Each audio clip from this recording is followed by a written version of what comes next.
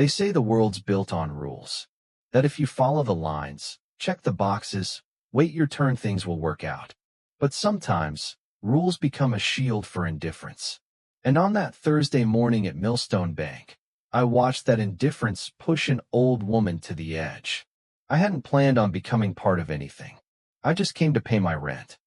Named Sam Nichols. 28, Army veteran, plumbing apprentice, and a guy who minds his own business. Usually. But that day, I stepped into something that never quite left me. I was standing in line, waiting for my turn at the teller, when I noticed her. Thin, maybe late 70s, silver hair pulled back into a bun, wearing a faded blue cardigan despite the spring heat. She stood at the customer service desk, clutching a paper in her hand. Her voice wasn't loud, but it carried soft, steady, polite. This fee is a mistake.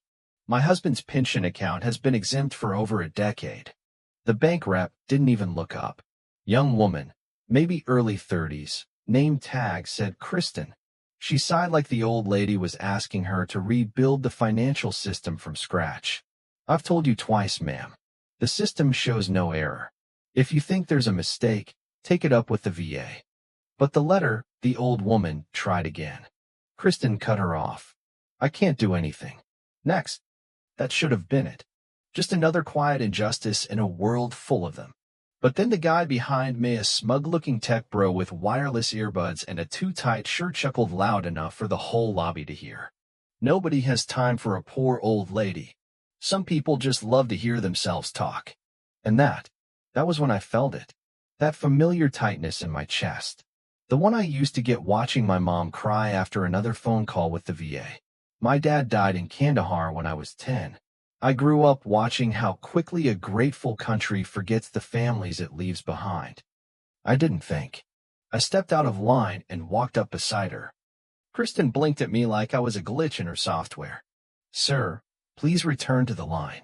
This doesn't concern you. Actually, it does, I said. It concerns every decent person who doesn't like seeing someone dismissed for no reason. The old woman looked up at me, startled, then nodded faintly. She introduced herself, Margaret Reeves, widow of Captain John Reeves, 82nd Airborne. Sam Nichols, 10th Mountain, I replied. Kristen narrowed her eyes. Our system is correct. There's nothing more to say. She has a letter from the VA, I said, holding it up. The language was clear. Maintenance fees waived for survivors of combat veterans. Your manager waived this fee 3 months ago for the exact same reason. Kristen didn't even glance at it. The system is final. So's a bad attitude, I muttered. That's when the branch manager stepped out. Tall guy in a crisp gray suit, clearly annoyed by the commotion. What's going on here, Kristen? This gentleman is disrupting the line over a fee dispute. Sir, the manager turned to me. If you have business, take it to the back of the line. She's not disputing a sale on orange juice, I snapped. She's asking for what she's owed as a military widow. That's when the peanut gallery chimed in. The tech bro again. Is he even a real vet? Looks like he's just showing off. The security guard started inching closer. Sir, if you're not here to conduct business. I am conducting business. I'm standing for someone who deserves more than this nonsense. Margaret touched my arm gently. You don't have to get involved, son. I've dealt with worse. No, ma'am. You shouldn't have to. The manager's tone stiffened. We'll have to ask you both to leave. Really? You want tomorrow's headline to be Bank Kicks Out Veteran and Widow Over VA Error?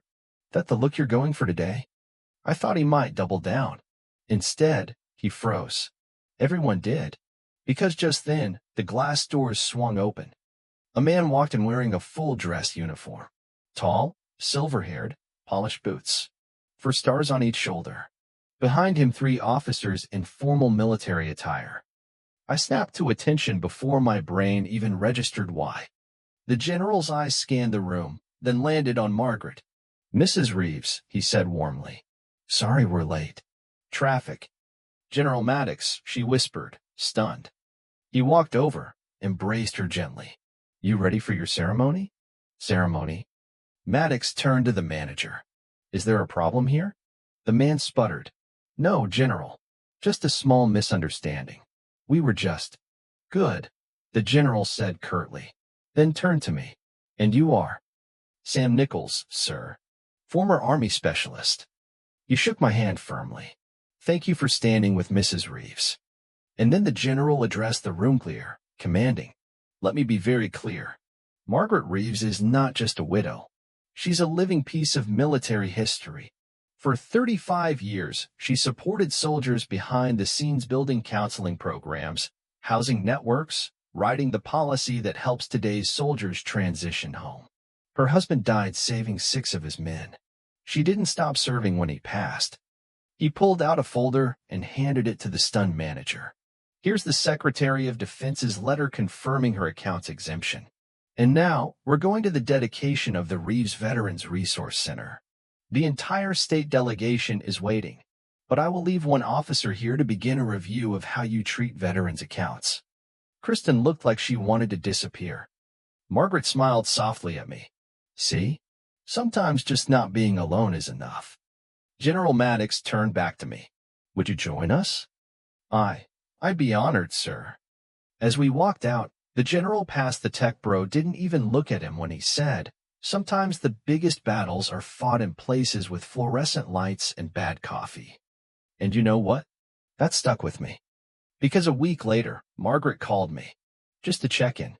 And 2 months after that, the bank launched a new veteran sensitivity training. I got invited to speak.